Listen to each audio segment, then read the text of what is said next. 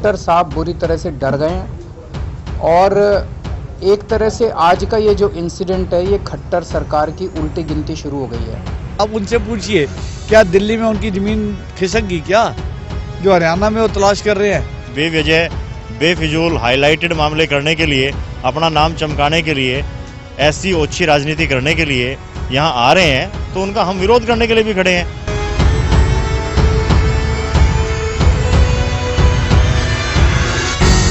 दिल्ली के मुख्यमंत्री अरविंद केजरीवाल का हरियाणा दौरा आज भाजपा को रास नहीं आया। असंध हलके के गांव बाल पबाना में अस्पताल का दौरा करने आए केजरीवाल के आने से पहले ही भाजपा कार्यकर्ताओं ने रास्ता रोक दिया। केजरीवाल ने पानीपत के रेस्ट हाउस में ही प्रेस कॉन्फ्रेंस कर कहा कि भाजपा आप पार्टी से डर गई है, इसलिए ऐसी ओछी हरकत की। मैं जनता के लिए आया हूँ, जनता के लिए काम करना चाहता हूँ। जनता के मुद्दों को हम उठा रहे हैं। वो अपने किस्म की राजनीति करें, हम अपनी किस्म की राजनीति। वो गुंडागर्दी की राजनीति करते हैं, हम जनता के भले की राजनीति। खट्टर साहब डर गए हैं। अच्छा, और तो आज जो उन्होंने हरकत की है, आज खट्टर साहब के शासन की उल्टी गिनती शुरू हो गई है। वहीं जब सीएम प्रेस कॉन्फ्रेंस कर रहे थे तभी भाजपा के पूर्व जिला अध्यक्ष गजेंद्र सलूजा केजरीवाल तक पहुंच गए और उन्हें धमकाने लगे, यानी सीएम की सुरक्षा में चूक देखने को मिली। एक मिनट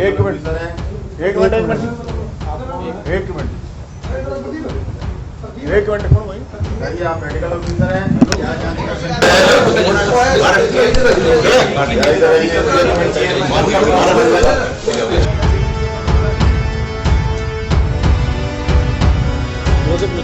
जिला अध्यक्ष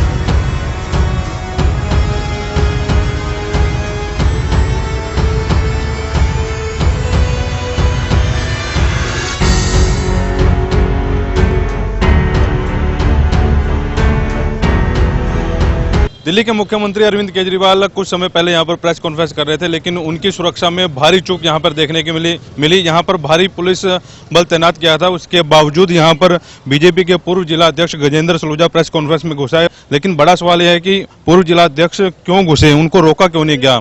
दूसरी बड़ी बात ये सामने निकल कर आ रही है कि उनका जो काफिला बाल पबाना में जाना था वहां पर भी रोक दिया गया। वहीं जब डीएसपी सतीश कुमार से सुरक्षा में चूक के बारे में पूछा गया तो वो मीडिया से बचते नजर आए।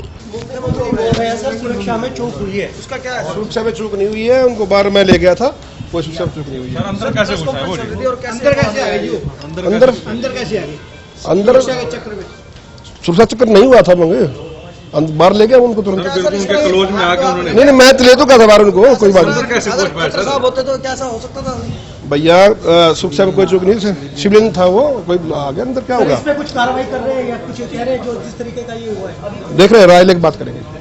सीएम ने हरियाणा के मुख्यमंत्री मनोहर लाल पर गंभीर आरोप लगाते हुए कहा कि मुख्यमंत्री उनसे डर गए हैं और उनके पोस्टर भी फाड़े जा रहे हैं। मैं आज असंध विधानसभा के बाल पबाना गांव की एक डिस्पेंसरी अस्पताल देखने के लिए आया था और जैसा कि आप लोग जानते हैं कि पिछले कुछ हफ्तों से मैं स्कूल और अस्पताल आके देख रहा हूँ। दिल्ली के अंदर स्कूलों और अस्पतालों पे बहुत शानदार काम हुआ है, बहुत सुधार हुआ है और जिसकी चर्चा पूरी दुनिया के अंदर की गई है। हमारे को दिल्ली में केवल 3-3.5 साल हुए हैं, खट्टर साहब को 4 साल पूरे हो गए। हरियाणा के स्कूल अस्पतालों की हालत बहुत ख़राब है। मैं ये नहीं कह रहा, यहाँ की जनता कह रही है। तो यहाँ पे जब मैं देखने के लिए आया तो पहले तो खट्टर साहब ने कहा कि केजरीवाल झूठ बोल रहा है, दिल्ली में अच्छा काम नहीं हुआ। तो मैंने खट्टर साहब को न्योता दिया, मैंने कहा जी आप आओ देखो। उन्होंने मेरा न्योता स्वीकार किया। उन्होंने आप लोगों को मीडिया में आया था अखबारों में कि वो कहते हैं बोले कि मैं मोहल्ला क्लिनिक देखने आऊँगा। मैंने कहा आप मोहल्ला क्लिनिक देखने आओ, मैं आपकी डिस्पेंसरी देखने आऊँगा और मैं आपका स्वागत करूँगा। हरियाणा दिल्ली के बॉर्डर पे मैं आपका वेट करूँगा। उन्होंने फिर मना कर दिया, वो नहीं आए क्योंकि उन्होंने मेरे को पता चला कि अपनी चेकिंग वेकिंग कराई, उनको पता चला कि हरियाणा दिल्ली के बाय एंड लार्ज सारे अस्पताल ठीक ठाक हैं, अच्छे हैं, मोहल्ला क्लिनिक बहुत अच्छे हैं, तो वो नहीं आए। और हरियाणा की स्कूल अस्पतालों की हालत बहुत ख़राब है। अस्पतालों की मैं बहुत सारे हरियाणा के लोगों से मिला और लोग बता रहे हैं कि जी मतलब आज अगर घर में कोई बीमार हो जाए, आप लोग सारे पत्रकार हैं, आपके भी घर में अगर कोई बीमार हो जाए तो प्राइवेट अस्पताल में इलाज कराना, अगर कोई थोड़ी सी सीरियस बीमारी हो तो पूरी ज़मीन जायदाद बेचनी पड़ जाती है आदमी को। मतलब कई अस्पतालों में तो 1-1 लाख रुपए दिन का खर्चा बिल बना देते हैं ये लोग। बहुत बुरा हाल है। दिल्ली में भी ऐसे ही था। तो दिल्ली में तो हमने ये कर दिया कि सरकारी अस्पताल एक तो बहुत अच्छे कर दिए, मोहल्ला क्लिनिक बहुत अच्छे कर दिए, और चाहे अमीर हो चाहे गरीब हो सबका इलाज मुफ्त कर दिया, जिसकी वजह से जनता बहुत ज़्यादा खुश है, रिलीफ मिला। हरियाणा के अंदर कोई बेचारा कहाँ जाए, किसी के घर में कोई बीमार हो जाए वो बेचारा कहाँ जाए, किसके पास जाए। तो ये अस्पतालों की, सरकारी अस्पतालों की हालत इतनी ज़्यादा ख़राब है, इतनी ज़्यादा ख़राब है, तो हम वोट किस लिए देते हैं। तो आज मेरा कसूर क्या है, मैं केवल एक अस्पताल ही तो देखने आया था। अभी मेरे को बताया गया कि वहाँ पे सारे रास्ते उस गांव के रोक दिए गए हैं, वहाँ पे भाजपा के कार्यकर्ता बैठे हैं, उन्होंने ट्रैक्टर ट्रॉली लगा दी है, और पुलिस कह रही है कि जी हम उसको हटाने में, एसडीएम का फ़ोन आया है कि हम उनको हटाने में असक्षम हैं, आप वापस चले जाइए।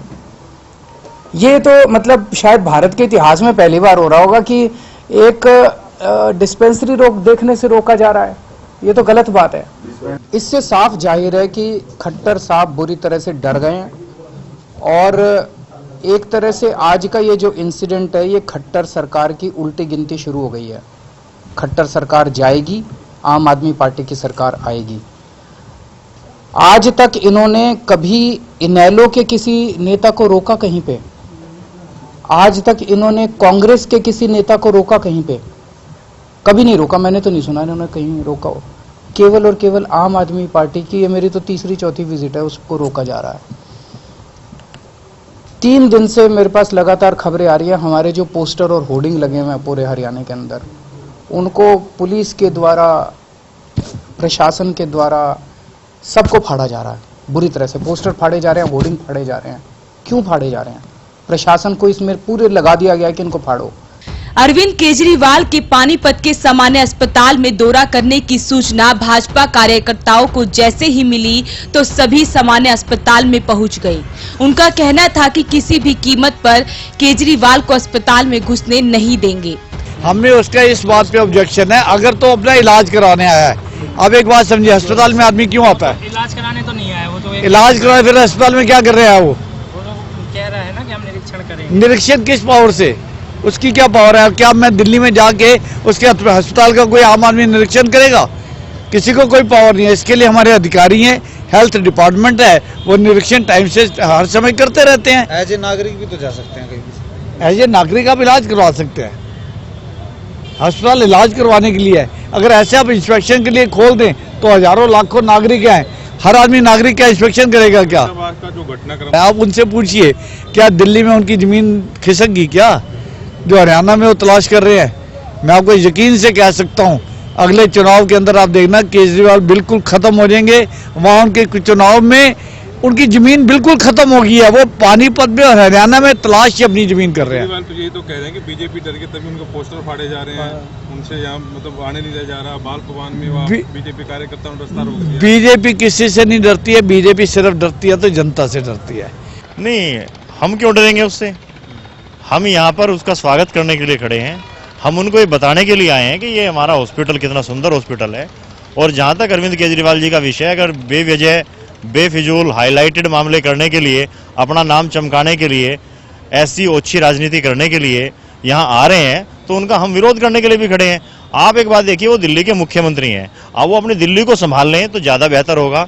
हरियाणा के अंदर चुनाव हैं, वो चुनाव लड़ें, चुनाव जीतिए और अपना काम करिए।